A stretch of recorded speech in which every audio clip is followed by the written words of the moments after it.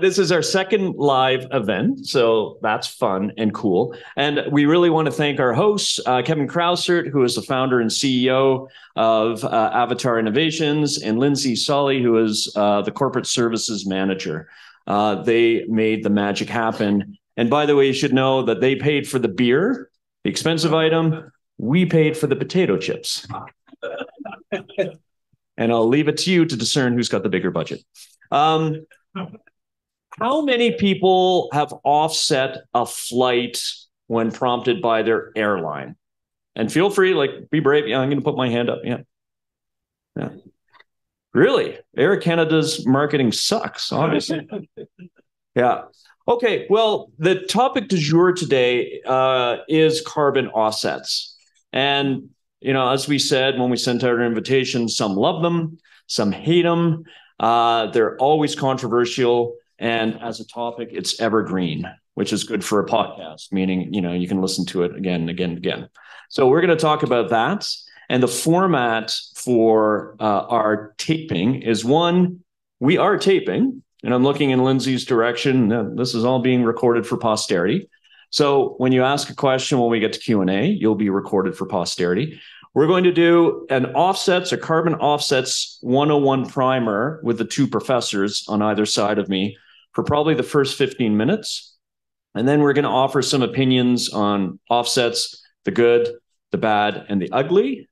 And then we will get to your questions. And given that we have the advantage of a live audience here, we'll have an extended Q&A period. After that, it's mixing and mingling and drinking all of Avatar's beer. And then we kick you out at 7:00. Does that all work? Excellent. All right, Lindsay, roll the video. Oh.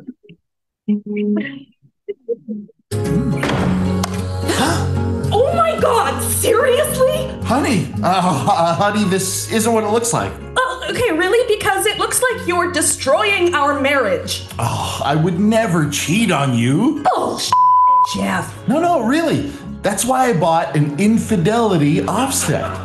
A what?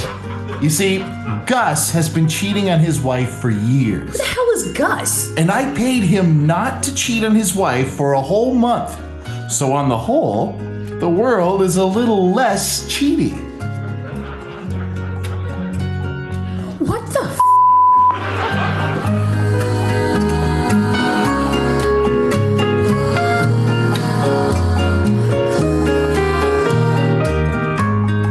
What are you doing? I'm calling Gus and going to your brother's house. All right. Sara, your quick, rapid response to that video. There we go. Oh, wow. Music. Don't know what to make of that. Yeah, I mean, I think it does a good job of really honing in on some of the challenges with offsets. Certainly also, of course, very different, maybe the world of carbon and the world of infidelity. So I don't think it's a perfect one-for-one explanation, but I think it does a good job of getting to some of the challenges we'll talk about. Great. For Cullen commentary, Dr. David Keith, your take. I mean, if all that mattered about infidelity was the average amount in the world, then this system would work fine. And for carbon, it would work. The problem is this sort of ick factor on the one hand, and the other hand, the ways it doesn't actually work for carbon. All right. So before we get into our 101 on carbon offsets, let's just quickly summarize for the audience our background in offsets. And this is a good opportunity to declare any conflicts of interest at the same time. So Sara, why don't you begin?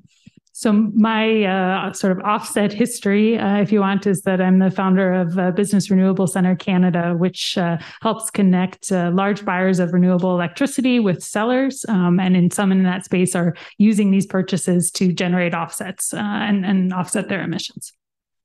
Great. David? I never had anything directly to do with offsets, but Carbon Engineering, this company that I founded, certainly there are versions of ways it makes money that are connected to things you might call offsets. Great. For me, in the late 2000s, I actually helped to research and write a consumer's guide to carbon offsets. It's an oldie but a goldie for the Pembina Institute.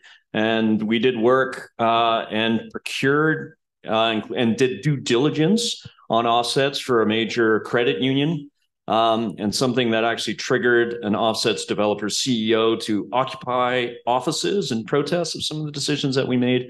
And for me, just now, full disclosure, I've got clients who generate offsets, and one client in particular who's actually participating in the development of an offsets protocol. So take it for what you will. Now let's get to the brief history of carbon offsets, Professor Hastings-Simon. When and where did they arise? Well, so I'll take you back to sort of the beginning, because I think that's really important when we think about what offsets are for and what they can and can't do. So one of the major first places that offsets came about was under the Kyoto Protocol, and the so-called CDM mechanism. And this was really the idea there was that at the time, the signatories of Kyoto that were at the time the language was the developed countries, made commitments to reduce emissions, and the developing countries, again using the language of the protocol at the time, were largely not required to make any emissions reductions. It was still a time when people were thinking not yet about net zero and thinking about growth. And so the CDM was really a way for developed countries to make investments to reduce emissions in developing countries. It was really intended, and I think if you go back, there was a discussion around this idea that it was not just about emissions reduction, but really supposed to serve as a mechanism for sustainable development and investment in these countries as well, too. And so the idea being it was a world that wasn't really looking at net zero, and it was very much a world that was trying to accomplish a few different things through through these mechanisms. Okay. Turning to you, David, can you explain the principle behind an offset?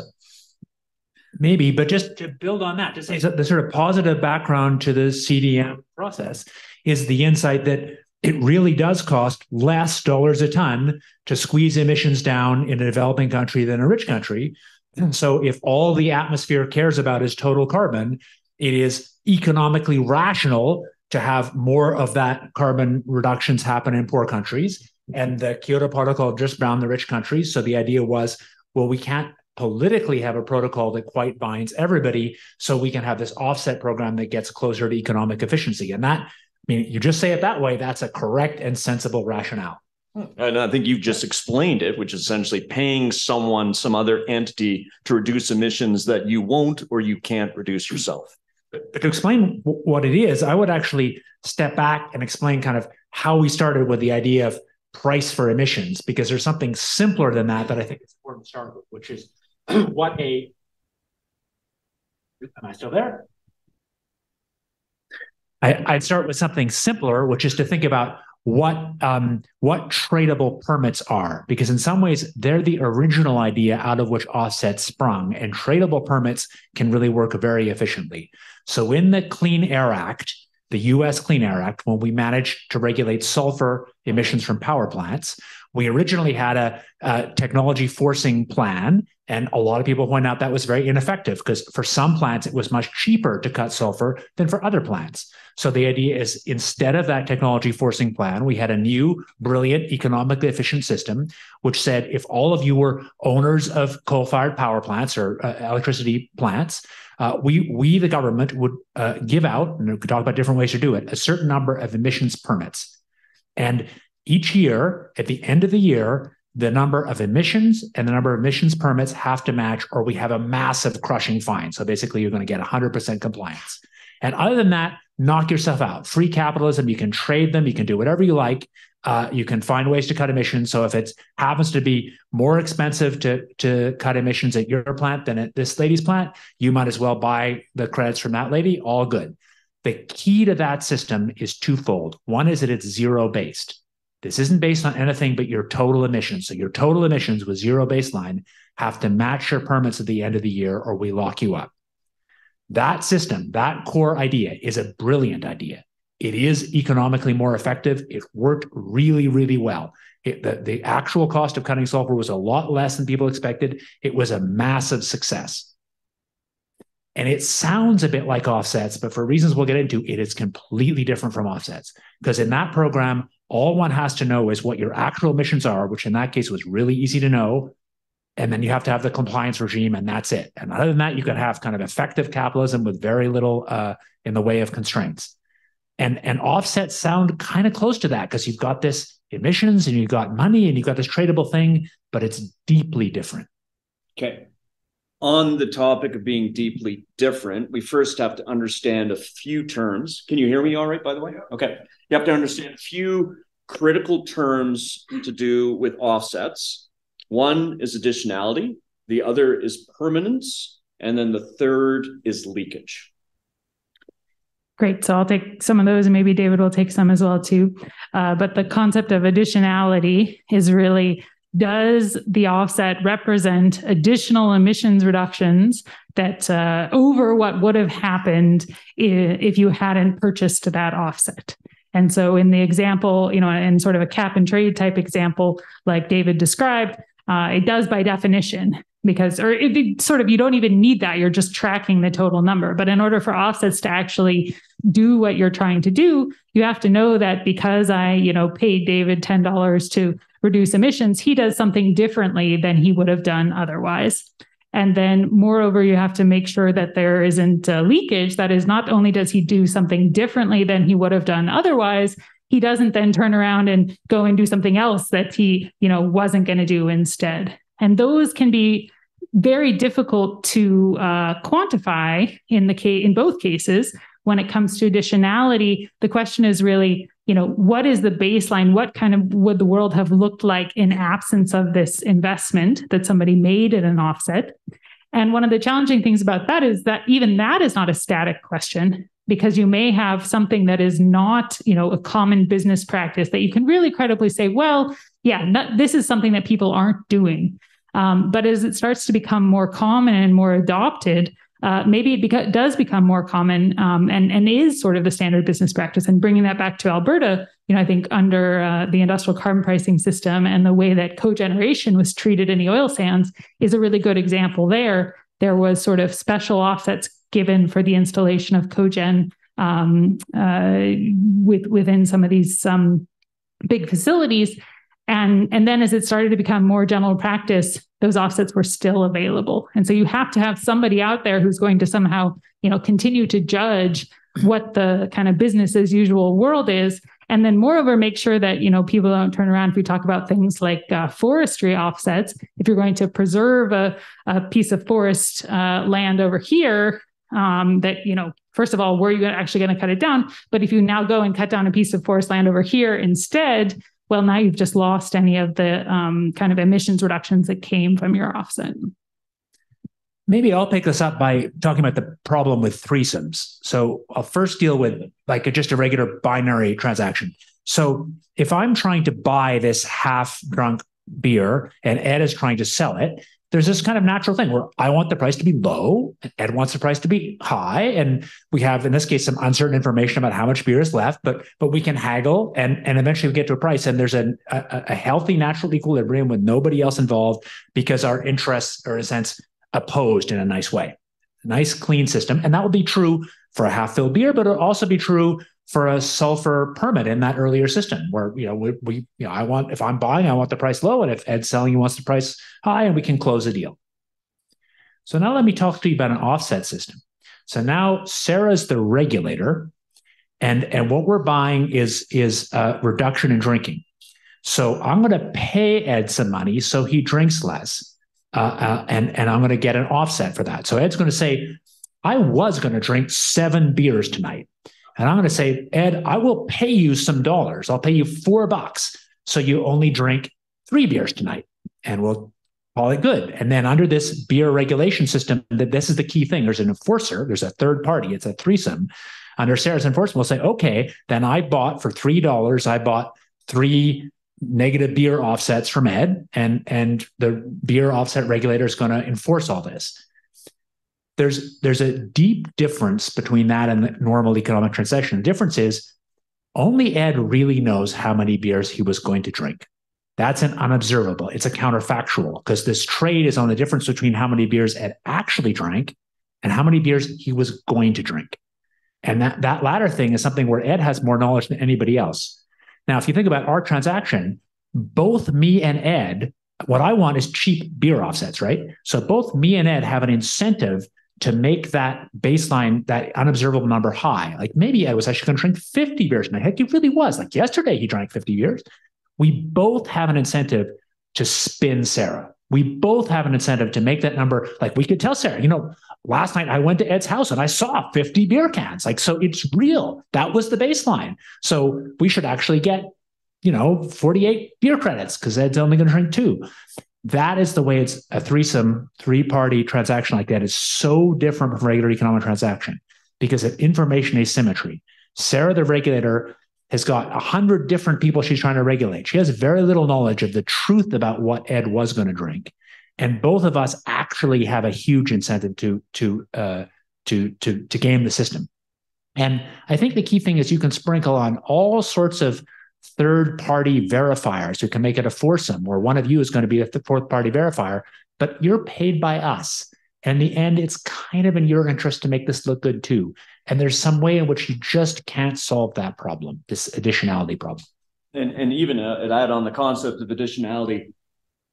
Years ago, when I looked at it through some of the work that we're doing at the Pembina Institute, and we looked at the clean development mechanism and the gold standard offsets, which was following a strict set of criteria, and the highest offsets in the land, the highest quality offsets, that had additionality baked into it. And that is, this reduction would not have happened under business as usual. Only by the financial mechanism through the offset was this reduction enabled.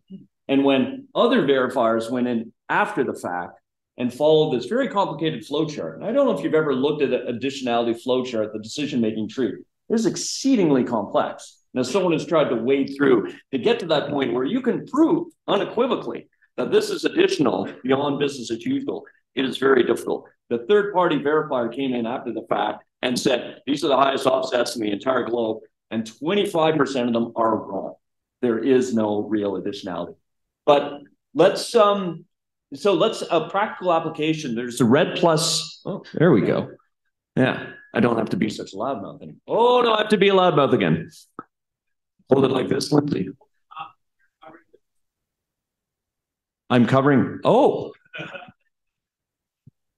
like this, like a teacup, like a wine glass stem. Yeah, you'd think by now I'd know how to handle a mic. Let's talk about the REDD+ system and reducing emissions from deforestation and forest degradation, and apply that concept of additionality, about leakage, and about permanence. And this is what, again, we alluded to in our invitation, because this is the mechanism through which many rich developed countries pay developing countries for offsets. And to your point, David, around the beer drinking, where a developing nation can declare a forest at risk, and then monetize that as an offset. And it actually creates a disincentive to properly protecting forests. But we could, sorry, I'm leading, it's a leading question, but could one of you comment on that? Go ahead.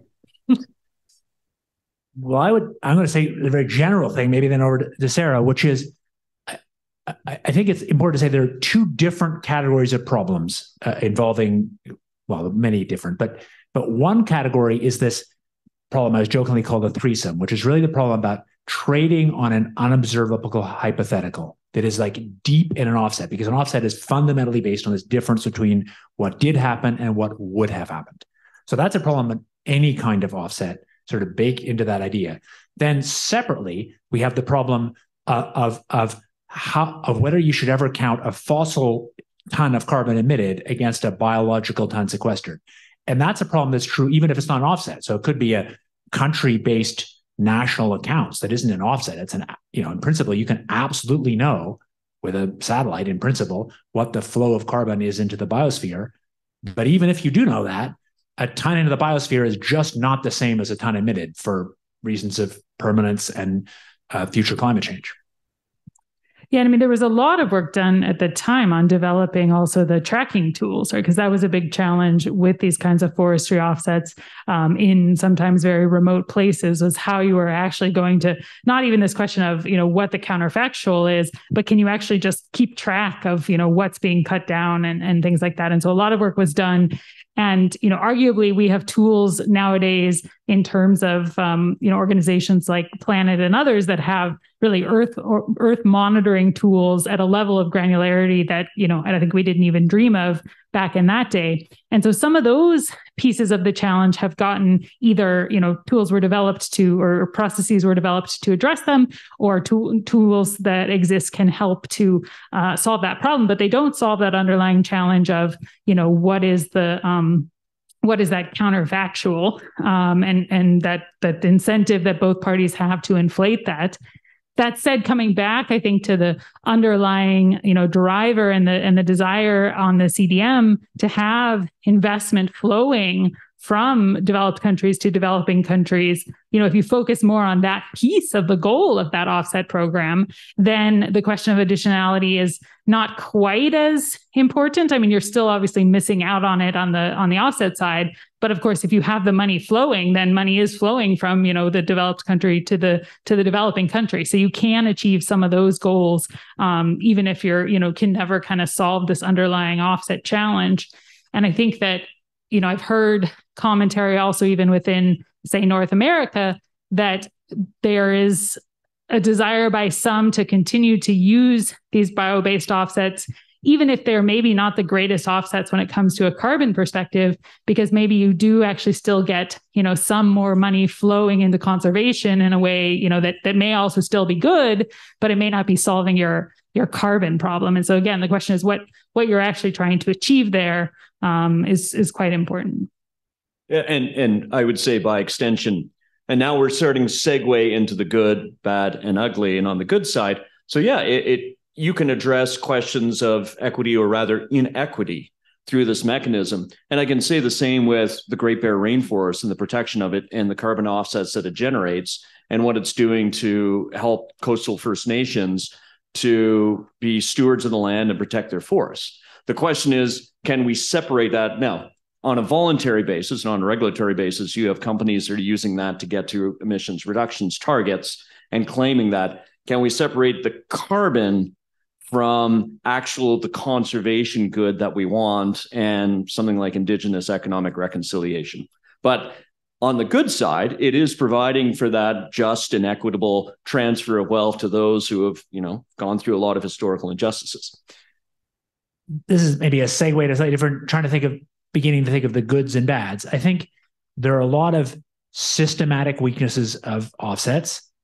But if I want to say what was why did they get so far? Why have they got so far? I think goes back to what I said right at the beginning, that there really is an idea that it actually is cheaper to cut emissions in some places than others, and offsets can at least in part take account of that, and that's really beneficial to everybody if you think of carbon as a global public, or reducing it as a global public good. And the other way to think about it, I think, is crucial, that's really behind some people pushing them, was the idea that it was kind of a soft path that would get the business community used to working with carbon and more ready to accept real regulations that didn't have offsets. I think that's part of it, is like the on-ramp to some serious regulatory system that would actually be more like cap and trade or taxes or whatever. And to sort of throw perhaps a softball question at you, Sara, you'd mentioned that you're the founder of one of the founders of the Business Renewable Centre Canada.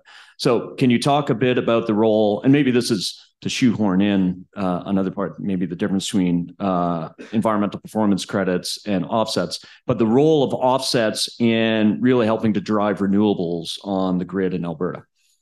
Sure. So maybe in order to answer that, I'll start by just kind of reminding people of the difference between regulatory offsets, or offsets in the regulatory system, and offsets in a voluntary system. So we've been sort of talking a little bit about both, and talking about Kyoto and some of the other mechanisms over the years. But there's, you have kind of two places that offsets show up, obviously, in our system. One is in a regulatory system, so places that have a price on carbon or some kind of regulation to reduce emissions. You can have, the regulator can also create rules and say this is how you create an offset, and that's how it can be applied.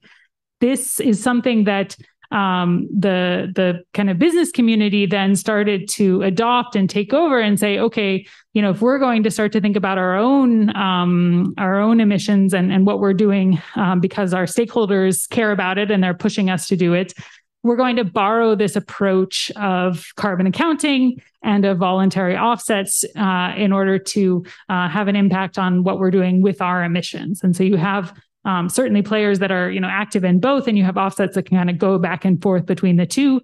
They're always sort of trying to achieve the same goal in terms of emission reduction. In one case, you're reducing that emissions because you have a regulatory requirement to do so. In the other case, you're doing it because somebody wants you to, your customers, your investors. And so here in Alberta, we like to make things even more complicated. And so we have kind of two flavors of offsets, or two things that look or get talked about, if you want, a little bit like offsets within our system. So we have a carbon price, as people know, on our large industrial emitters. And we have had that's changed its form a few times over the last years, but it's stayed in place. And we have offsets under that system. And those offsets were meant to capture activities that were not covered under the carbon pricing system. And then we have something called emissions performance credits, or EPCs, where part of the way that our carbon pricing on large industrial emitters works is that all emitters get a certain amount of these emission performance credits on the basis of their mostly production. Sometimes it's historical emissions, but mostly their production of whatever goods they're being regulated about. And both of these things, these offsets and these emission performance credits, can be used to meet regulated carbon compliance. And the place where renewables come in is because renewables and electricity is one system that's regulated. We actually have because of a historical reason, renewables can generate either offsets, or they can be included in our emissions performance credit system. And then there's also this option for companies to purchase offsets from renewables on the voluntary market. So there's a whole bunch of different ways that companies can get involved here. But I think it's an interesting example where I would argue that there were some real emissions reduction that came from these kinds of either voluntary or compliance offsets. And this is something that really started more in the States. It grew out of actually not a carbon regulations, but regulations that state governments had about generation of renewables. They said there has to be a certain amount of renewables, or a certain percentage of generation has to come from renewables on the grid. They created a tracking system for that, and which were called renewable energy credits, or RECs.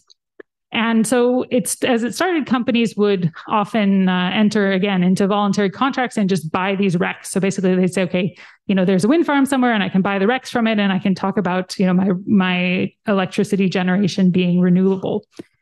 And then people started to, talk about this challenge of additionality, like we were saying. Well, just because you're buying that REC, that wind farm has been there for a long time, is that really actually going to lead to any more emissions reductions? And so companies started to go sort of a next step, which is to say, to enter into contracts directly with developers to get renewable energy projects built. So basically to promise to purchase, in effect, that electricity. And that created the ability, in theory, for developers to finance those projects. And so that was sort of the core of the additionality there.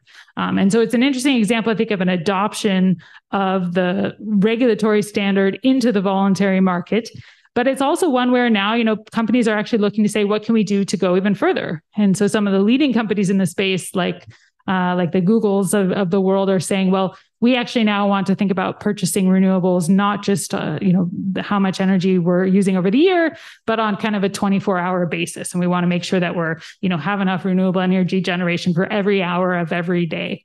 And so cases where offsets work best are ones where you have players within the market that are always trying to raise the bar, right? And that are always doing actually not what, David said that he and Ed would try to do, which is to say, well, we would have done so many bad things if only I wasn't paid for this offset, but actually this generally would be one of 7 tonight. Exactly. Although not now because David's bought these offsets.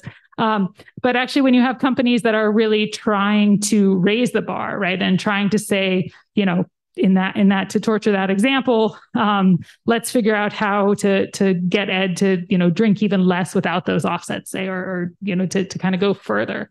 But that relies on the goodwill and the good intentions of companies that are trying to be top performers rather than to be kind of greenwashing with their offsets. Yeah, and I would say that in the case of Alberta and the renewables and this explosion in development of wind and solar that we have in this province, you would not have it without the offsets mechanism. And this is, and having been fortunate enough to have had looked under the hood on the project economics of these projects, that carbon value line that you get from the monetization of the offsets, that makes the project, gets it over the final investment decision hurdle. And that you would not, so I know where you're going, David. I know where you're going. That you would not get there in the absence of that carbon value line. And as I would say as well with deep decarbonization, deep industrial decarbonization projects at a fertilizer plant or a cement plant or a nitrogen plant, under the current market. Now, could you get there with increased stringency on carbon price? For sure. Could you get there if you had government willing to take all the offtake, say, from a fertilizer plant and willing to pay 40% or 100% or 200% more than the market price of the fertilizer because you put in capture and you've been able to knock the emissions down 80 to 90%? Yes. So there are other mechanisms for getting there. But to be clear, the way the market is functioning right now, that offset is getting the project over the final investment decision hurdle. And therefore, it is, I think, a good example of additionality.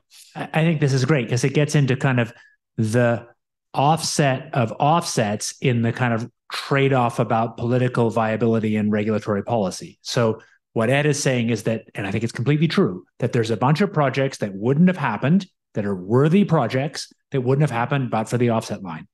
I agree. But that's not the same as saying those projects wouldn't have happened without offsets, because there are lots of other regulatory mechanisms that can achieve that. Regulatory mechanisms we've used for lots of other things that we have good reasons, both experience and economic theory, to say would be better. So I guess to kind of get a little bit more to people's views, I really do think offsets are pretty much a bad idea. And I think we could easily achieve goals that we have in the real world without them, because we have in lots of other sectors of society where we have hard regulatory problems. And so both things can be true. It can be true that at present, good worthy project A doesn't close without that flow, but there's lots of other ways that flow could have happened that are not weird things invented by academics, but things that are used elsewhere in our society. Let's then use that as a segue to start to talk about the bad and the ugly around offsets. And then we should probably conclude before we turn to the audience of what we would fix, even if it might be just getting rid of them entirely. Sara, what concerns you about offsets in their current incarnation? And if you need to divide between voluntary market and regulatory market? Well, a lot, I guess, is what I would say. I mean, I think there is clear that there are a lot of offsets out there in the voluntary market that really aren't, worth the paper they're printed on or the disk space they're stored in terms of what we're talking about when it comes to additionality. And I think one of the challenges there is that when you do have, if you have that, and I think there's been, recently some good reporting from Bloomberg and others that shows that there are a lot of, high profile sort of credible companies that are using offsets that really are, they shouldn't be using. And so if you have a voluntary system where there is all those very low quality offsets, I think it's very hard to imagine a lot of emissions reductions driven in them, because basically, it's very confusing then for a lot of stakeholders to understand what is it that companies are actually doing, and is it actually worthwhile at all? And, is it actually worthwhile to buy these offsets to offset your flight and so forth? I think the other challenge with it is that, and it's getting a little bit at what David is saying, is that it becomes, tempting to use that as a mechanism to reach our goals instead of others. And actually, I think that's one of the things that concerns me most about the use of offsets. is where it can be, effective, I think, as a lobbying tool to push back against actually having regulations that would drive that kind of behavior otherwise. And then the maybe last comment that I'll make there is that as we move towards a world that is, targeting net zero, then, that means a world that we need to be basically doing all of the emissions reductions that we can, everywhere, at least certainly within, hopefully my lifetime. And so the idea that you reduce emissions somewhere instead of somewhere else becomes less of a solution if you really need to be reducing emissions everywhere. Mm-hmm. And so one of the part of the usefulness of offsets, if you treat it as a mid-station, is that yes, you might be feeding into a system. So you've got an agricultural offset and, the much maligned sort of no-till offset, and methodologies that have holes in them as wide, as big as you can drive a Mack truck through them. But at very least, you can say, if you can measure that and you can feed into a system and generate revenue, then if you're measurable, you should be covered by a system and then brought into the system and have your emissions regulated. Just to be clear, the thing that you drive through is a disker if you're trying to deal with no-till, not a Mack truck. I stand corrected. Yes. Yeah. So yeah, maybe it's part of the temporary, like we should just always think of offsets and we forget that. No one, I think, started out in the world saying that we're going to solve climate through voluntary offsets. And that really, I think we should change our mentality and think that it should be this temporary mid-station in the way that, like, where the federal government is going with this clean electricity regulation is that, ultimately, when you hit a net zero grid by 2035, there should be no offsets coming from within the electricity sector. None. It should get to zero.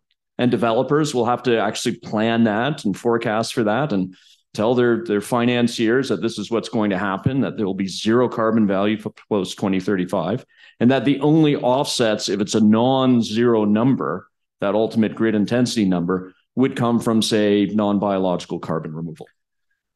I think maybe just reflecting back to the video, I want to say that the problem with offsets, in my view, isn't the kind of ethical problem implied in the video. That is, in the video, obviously, presumably we all agree that infidelity offsets are ridiculous because this fidelity is all about some individual moral relationship between two people. So, but carbon, what really matters is global emissions, and it makes absolutely no difference where the carbon comes from. So I think the idea that there should be kind of carbon trading, that it really doesn't matter where the carbon emissions happen, that idea is absolutely correct and really important to figuring out how to do low-cost emissions reductions.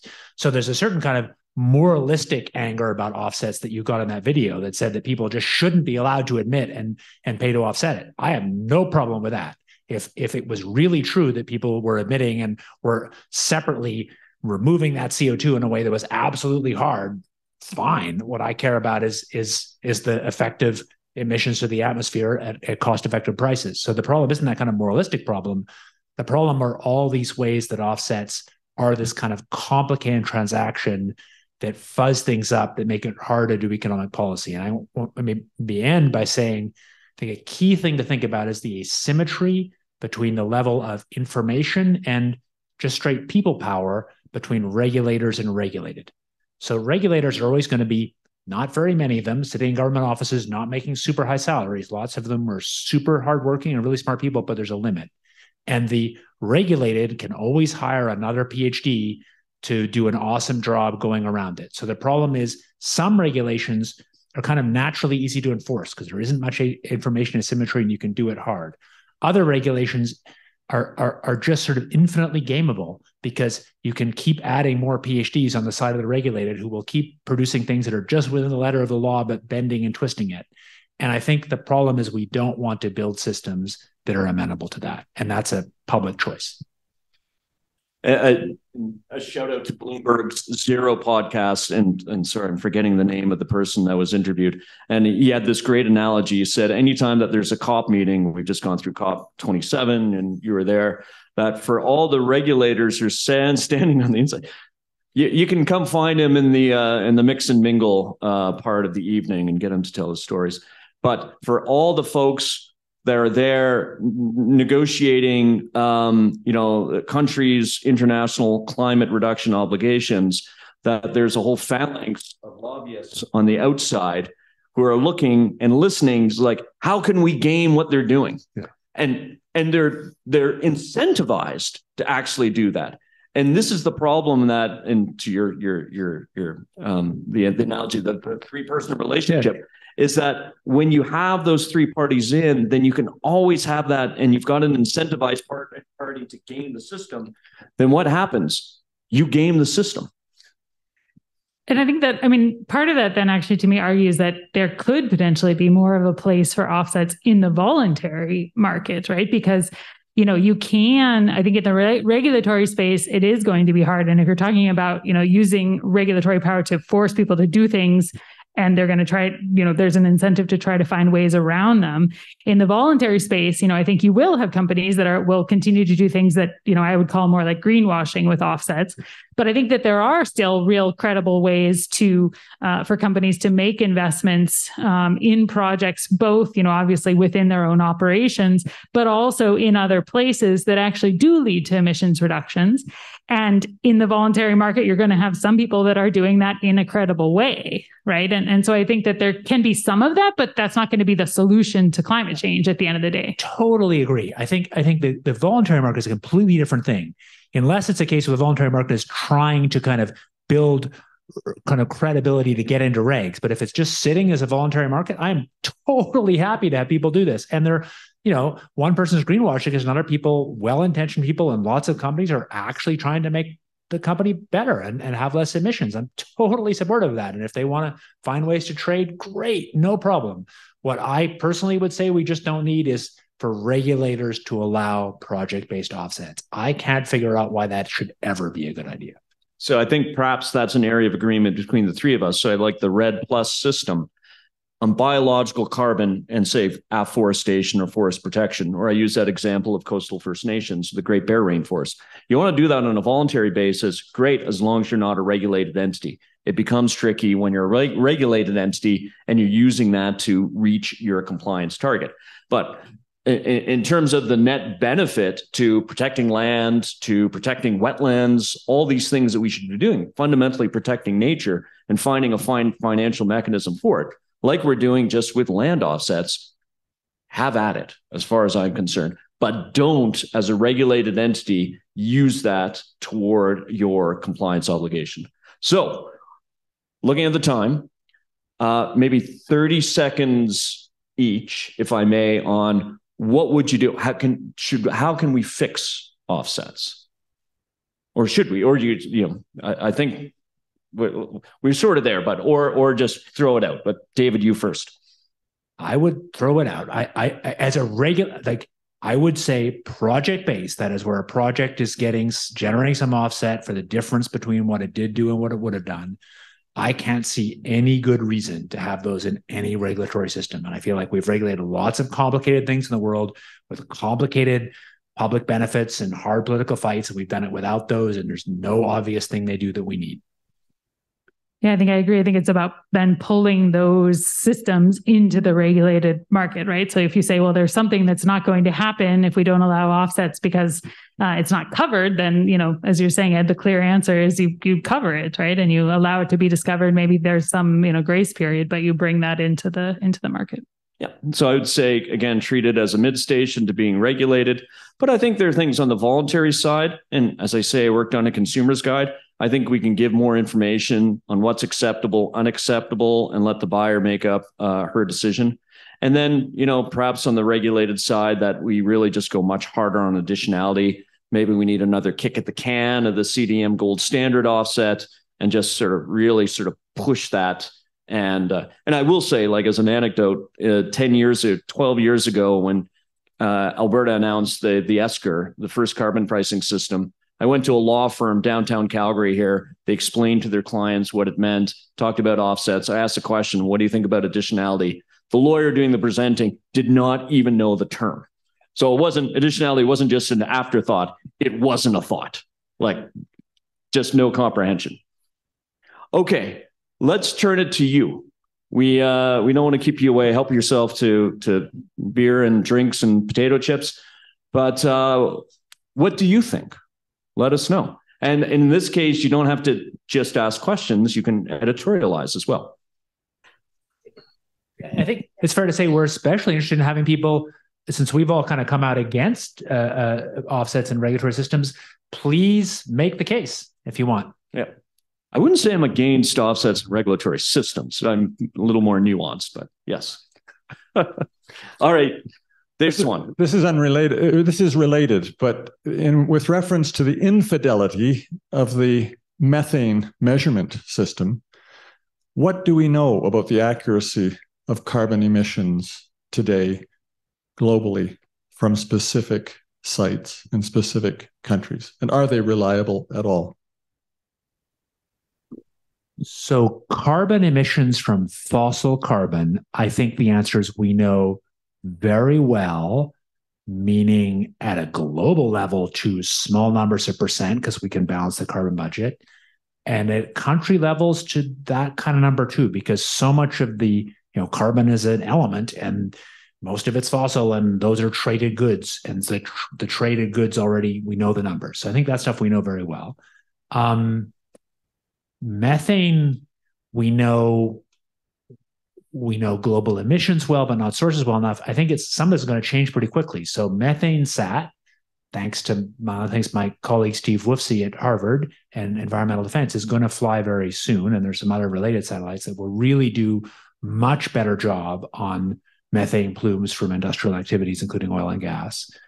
And for carbon in biological systems, as Sara said, the combination of Planet Labs, these are these low-resolution satellites that refly, image the whole world once a day or more, that plus OCO and its successors, the Orbiting Carbon Observatory that measures carbon in the atmosphere. I think there's ways we can constrain the actual carbon fluxes in and out of country-sized objects. So I'd say there's no simple answer, but fossil carbon emissions we know pretty darn well, and even net emissions, there's pathways to knowing it at country level in a way that's observable from space. Our host, Kevin Krauser. Longtime listener, first-time caller. My question is really where you see the markets evolving, not how they should, but how they will. Right now you've got carbon markets, generally speaking, which is the underlying financial models of these offsets, sort of operating as an over-the-counter market without a centralized data place. Highly illiquid jurisdictions, quality between good credits and not worth a dollar credits. Market players like Microsoft giving irrational signals to the market by issuing, offtake agreements at like $1,700 a ton. Where does this go? I left wondering about a month ago, are carbon markets the mortgage-backed securities of our time? Or does this get simplified into something that actually makes straightforward financial sense? Sure. I think it's like already the voluntary carbon offsets market is a $2 billion per year industry. And it's anything based on what John Kerry announced at COP27, it's going to be turbocharged. So I think that's going to grow. And I would say, if you look at within Canada, the federal government, has approved a handful of offset protocols, but it has more on the books. To its credit, it's been very stingy in handing out those protocols, its own protocols. And anytime a province has, said, hey, here's a protocol for you to look at, it said, well, no, it sends it back. So it's been pretty stingy. But then, of course, it recognizes regimes like TIER that's got a whole drop-down list of protocols. So what I would say is on the voluntary market with net zero commitments and companies having unclear paths to get to net zero and, banking a good chunk of their commitments through voluntary offsets. And on the regulatory side, like you just look, and I had a ADM in Ottawa tell me, with the oil and gas emissions cap, when that actually kicks in and you have these regulated entities, he said it's going to be a bonanza for offset providers, an absolute bonanza.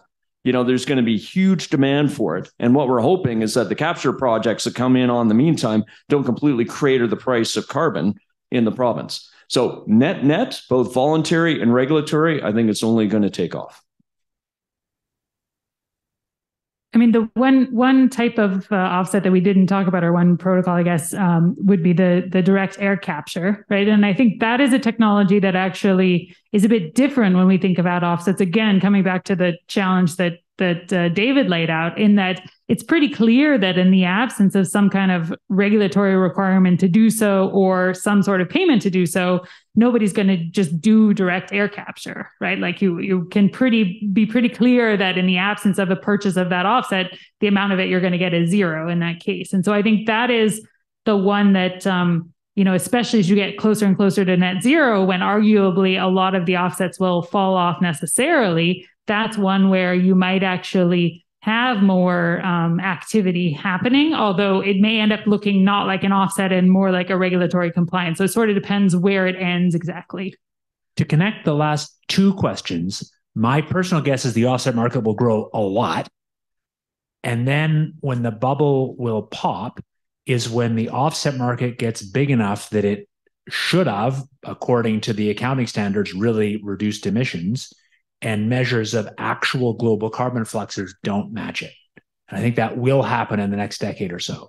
So that as the offset market gets bigger and bigger, and countries are claiming all these biological offsets, you'll get to a point where you can see the difference between the reported emissions, including the offsets, because they're now being allowed in the international reporting system, and the actual emissions. That'll rise above the noise, and then people will say, wait a minute.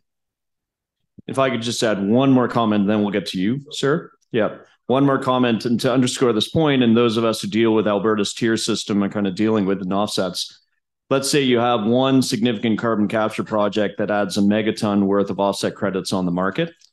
And before you really have the demand increase from the oil and gas sector emissions cap, then you could really crater the price.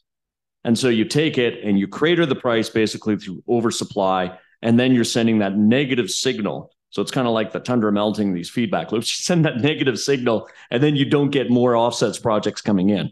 So bottom line is, I think it's going to increase over the long term, but it could be a very bumpy road in the absence of something like a carbon contract for difference policy, which we could do a whole separate show on. Over to you. And yeah. I think you just touched on it. There's going to be lots of leakages in the CO2 system. Even carbon capture projects are not 100% efficient. Planes have to burn stuff. There's going to be a lot of reasons for real offsets. The only way we get to net zero is if we actually capture carbon and put it back in the ground. And you're going to have some of that. So if it costs us $180 eventually to capture the carbon and put it back in the ground, but the Algonquin tribe will send me a credit that I can use as an offset as a steel manufacturer, as an airplane flyer for $50. Well, guess what? That direct air capture project that's really creating an offset is not going to be economic. So there's the danger. It's pure economics. If you allow cheap offsets to flood in and take the place of real offsets, don't make them economic, where will we go? So I'm going to build on that and editorialize further. So to Sara's point around the Environment Canada developing a direct air capture protocol, that's what you mean by capture. It's like take it out of the atmosphere and then put it underground. With that protocol, it's a makeup call because Environment Canada, in its infinite wisdom, said, we're going to take direct air capture out of the clean fuel regulation, where like California has it as part of its low carbon fuel standard. And what it's done, and the makeup call is, but we're going to develop an offsets protocol. I won't get into the minutiae as to why they did that, but it's creating an order of magnitude less in terms of credit value.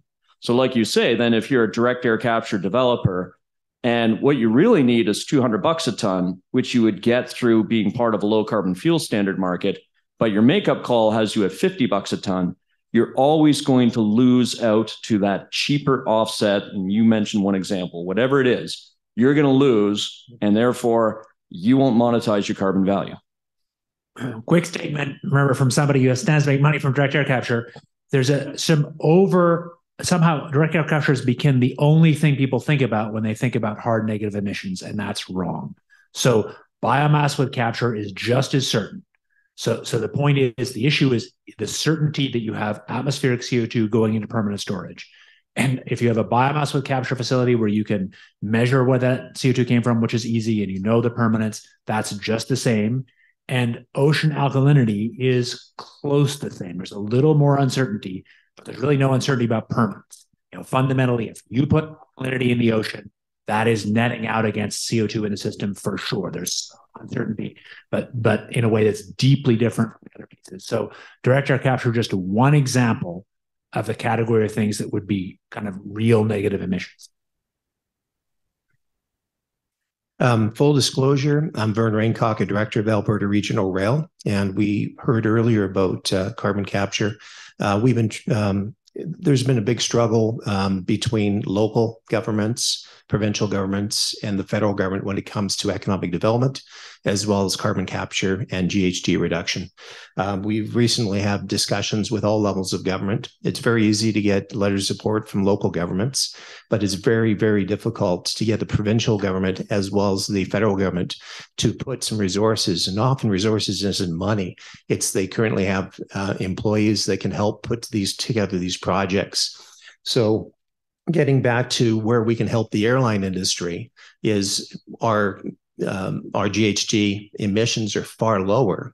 And in France, just this week, there was announced that if you can hop on a train that within 2.5 hours will go between, say, Lyon and Paris, you may not fly. So what that's allowing the airlines to do is redeploy their assets and provide a better service outside of what they've been demanded to do just because of the lack of, again, government will. So any suggestions whatsoever? On the flip side, I also work with Paramount Entertainment. Hopefully in the new year, we can provide you some Star Trek beer. Well, and we're open to syndication through Paramount Entertainment. So yeah, we will be seeking you out in the break. It's interesting, your question. I see the provincial government, and you've looked in Minister Dreeshen's mandate letter, it is specifically to look at the option of a rail connection between Calgary and Banff and using hydrogen rolling stock. And Sara's colleague and David's old colleague at the University of Calgary, David Lazell, I've been privy to some of the modeling that he's done. And you can massively knock down the per passenger carbon footprint if you move people out of individual passenger vehicles into rail, and especially powered by hydrogen rolling stock. And the hydrogen, I won't get into the colors of the hydrogen, but you can be producing a lot of hydrogen coming out of the industrial heartland and then shipping it down to some distribution site close to the Calgary airport. So I would say the provincial government, as of the last 2 weeks, is very bullish on using rail, being in the mandate letter. Now, the big proviso, I'd say, to David Lazell's analysis is you don't want to be running empty trains. But the good thing is the induced demand through rail, through mobility compared to buses is an order of magnitude higher. Like, people just prefer nice trains with dome roofs and Wi-Fi and bar service than jumping on a bus. It's simply a better experience. So your induced demand, bang, your premium is about 30% over a bus option. So I'm cautiously optimistic that at least one level of government, and I'd say two, because the Canada Infrastructure Bank has publicly committed to being half in for a Calgary Airport to Banff rail line. So I'd say actually you've got two levels of government who are bullish on it. But let's talk about Paramount.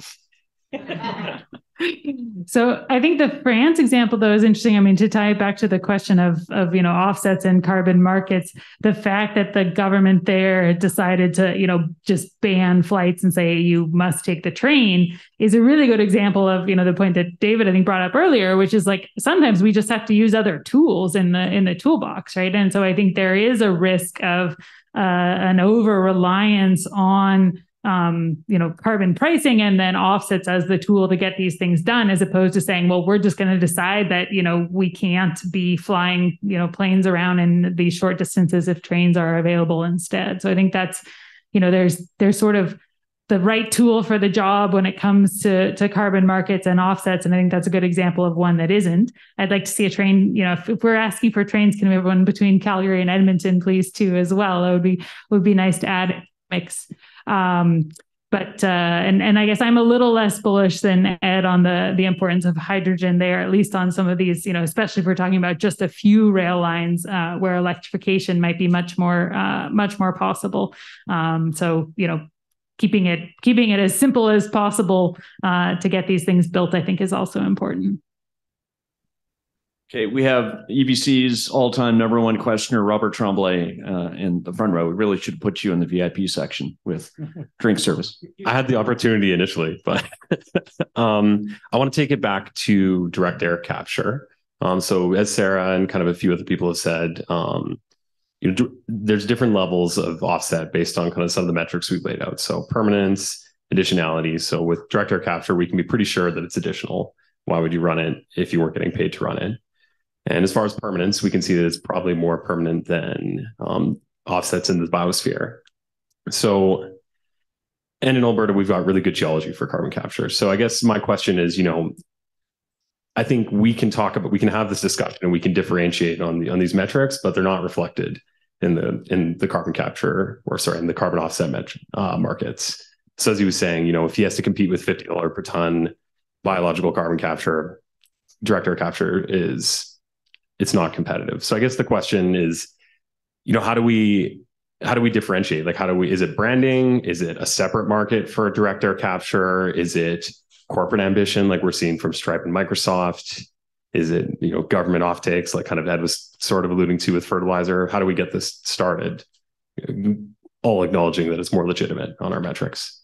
Well, how we get started is kind of easy. That's the Inflation Reduction Act. I mean, it's just gigantic. And that is the hugely dominant thing. But I think, so yes, it's true that direct air capture and those other things that are putting CO2 into permanent storage from the atmosphere, those things really count as negative emissions. But you don't need to jump from there to the idea that you need to make them a project-based offset.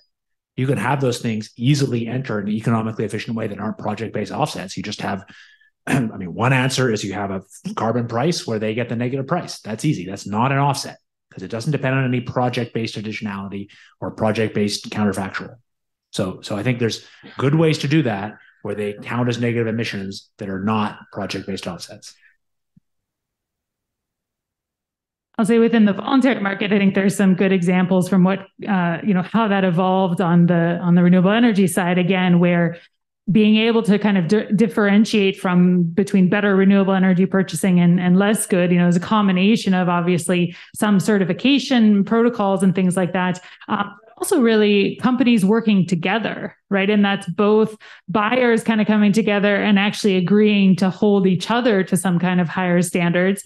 And then also, having places that they can work directly with the sellers as well too, I think is also quite important. And you're, again, with that recognition that you're never going to solve it all through the voluntary market. But I do think that if you have corporations that want to be leaders, that can actually credibly drive some early action that can then help, bring costs down or help grow it within a regulatory space. The key is just that the regulators and the policymakers can't kind of leave it all into that voluntary space and say, well, it's taken care of. It's like, no, let them make some of these investments and make some of these decisions, but watch it closely and understand when, you can pull it back into what you're regulating. And just a quick comment for me, Robert. So absolutely, with the Canada could play a role, and we have gigatons of storage in this province. We have even more storage potential in Saskatchewan. We have in this city alone, the people with the know-how who can build billion-dollar infrastructure. And we actually have the financiers who know how to finance billion-dollar infrastructure.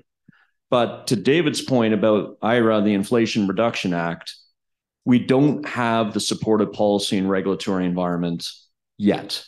So if you want to see direct air capture or other non-biological permanent carbon removal projects happening in Canada, you need to push for that more supportive policy and regulatory environment, or else we will be left in the dust by jurisdictions like the US. I'm going to keep saying it. Don't say non-biological because BECCS counts. I think the issue is about permanence of storage. many of you know that I founded Carbon Engineering, but I also wrote some of the very first BECS papers. I think that's a completely serious pathway and one that might be relevant in Canada. I'll take that back, and absolutely BECS. Yeah, BECS qualifies. Trees, it's not permanent. You, sir. Hi, Jim Sterling. I want to make an observation about the energy versus climate ecosystem. I observe that it typically takes a policymaker between 10 and 20 years to get a policy accepted. It then takes a regulator in response to about 5 to 10 years to get a regulation established. And the technology developers, the engineers say, can quite quickly come up with ideas and solutions in about a 1 to 5 year timeframe.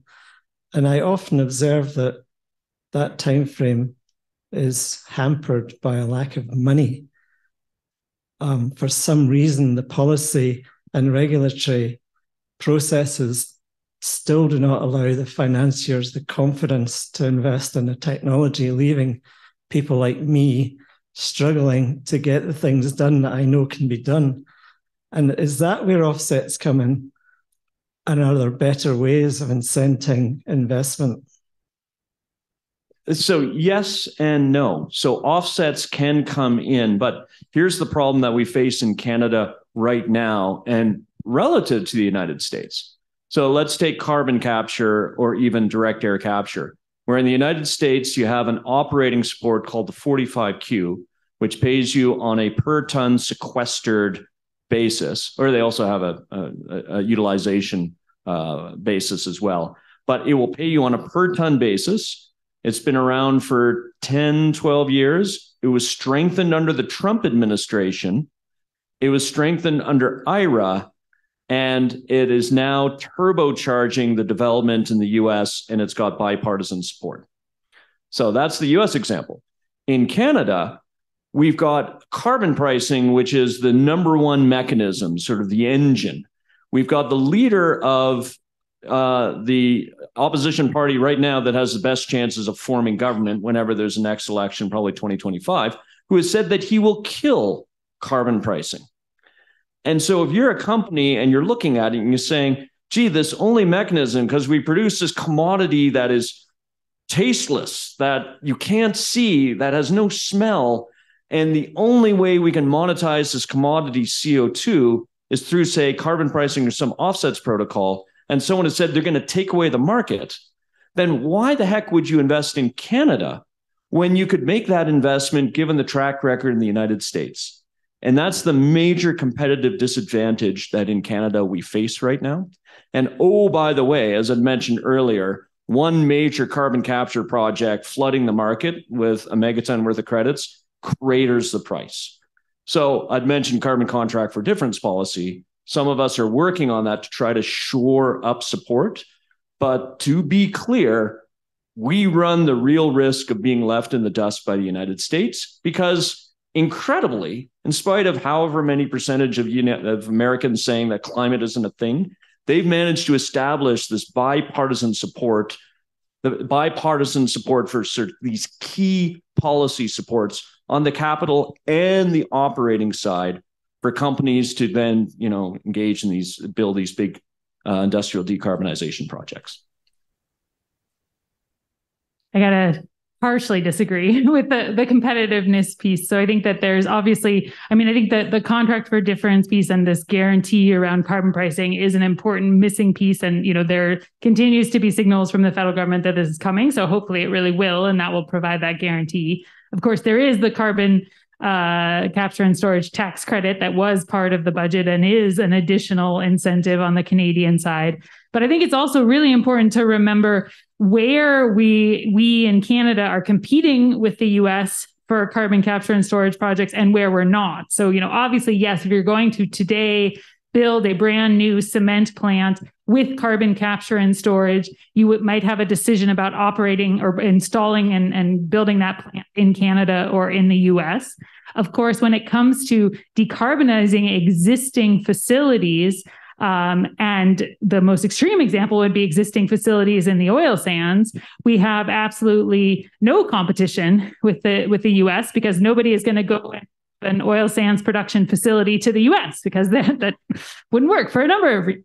So I think it's really important to differentiate between this question of competitiveness for new projects versus retrofits.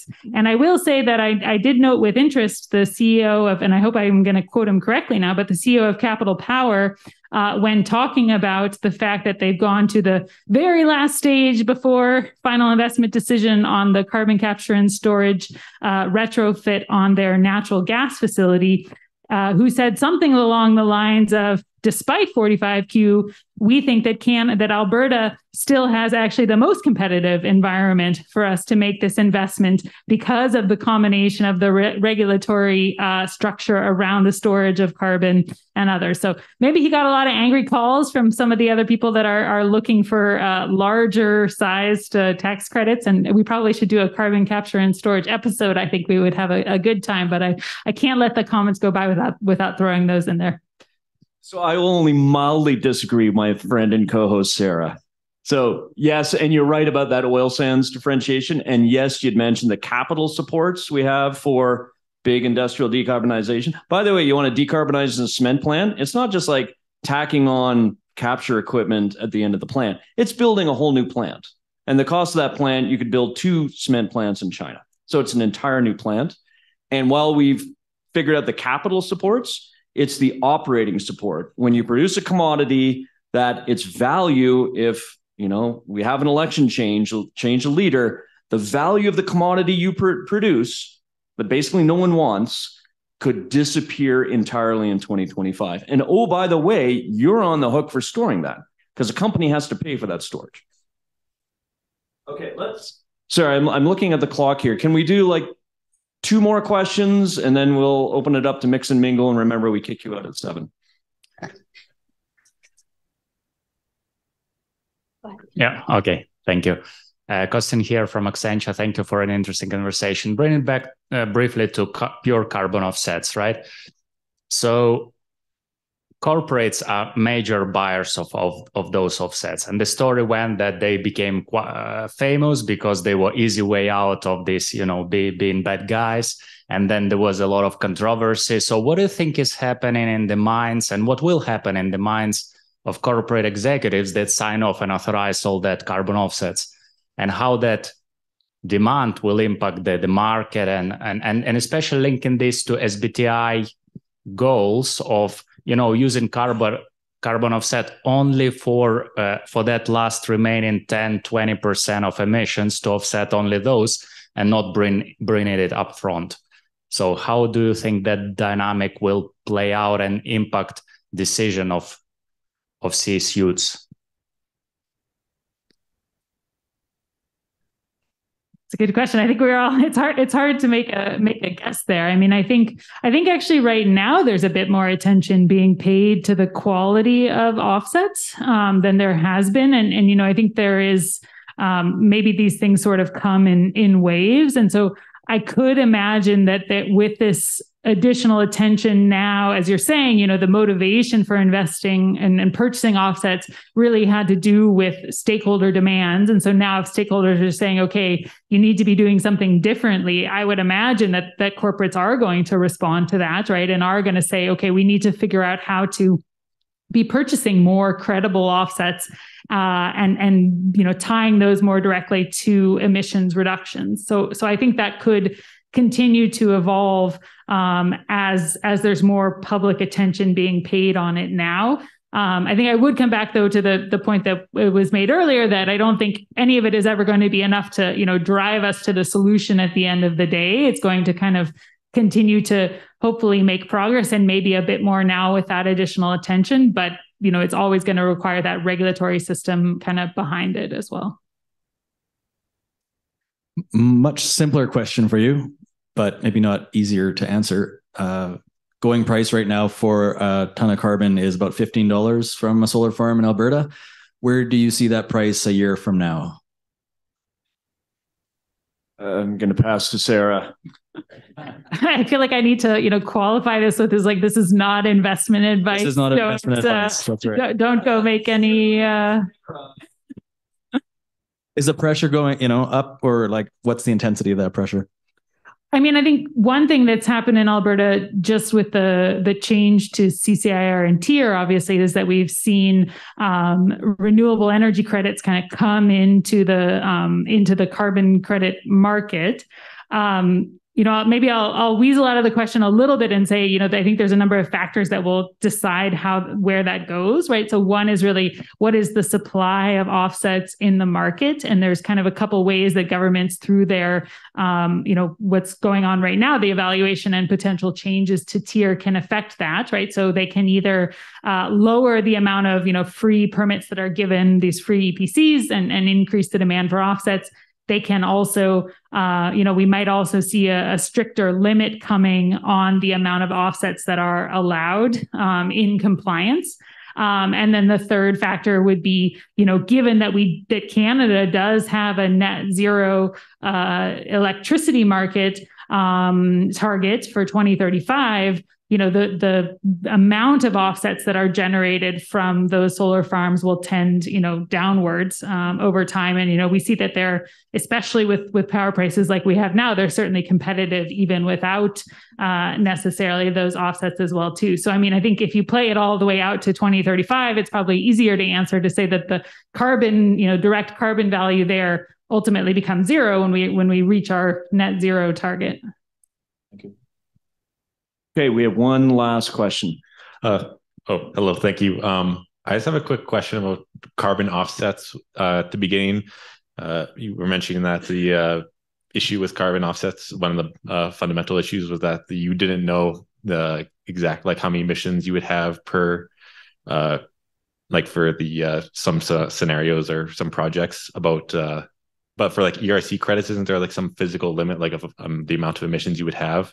So if it was more certain, would there be would the issues with carbon offsets be less? And if that's true, is there certain industries that are better or worse in Alberta and Canada?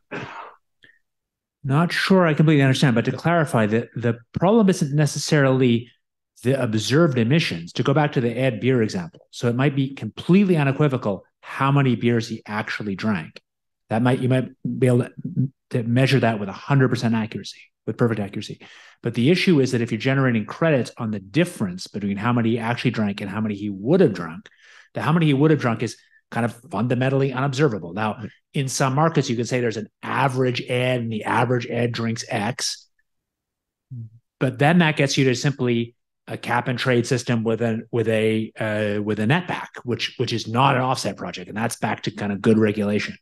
But if you're doing something on a project basis where it depends on the counterfactual, we haven't brought up some of the good examples of where this failed. I mean, in China, under the CDM, there were plants engineered that made a certain kind of refrigerant that were deliberately engineered to make more of the high global warming potential gas so they could get paid to reduce it. And I don't blame the Chinese plant manufacturers at all. This is just, money and economic incentives drive a lot in this world. These are people responding to the rules that were written. What I blame is the people writing the rules, because, early on, pre-Kyoto, there were many conversations. I was part of some of those way back at Harvard about how this system would be exploited, and it was. Okay, thanks, everyone. We're going to leave it at that. Feel free to hang around, get a drink. Again, thanks. Oh, okay.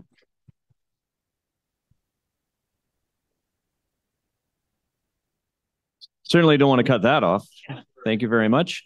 That's right. Yeah, we're going to turn that up to 11 when we actually splice it into the show. So thanks again to Kevin. Thanks to Lindsay. Thanks to Hannah Tai for all your help. Thanks for Priya Kunikulato. Thanks to Crystal Hickey, and who's tuning in remotely from far away, our wonderful and very patient producer Eva Voinichescu. And thanks to all of you for coming out tonight. And let's chat more.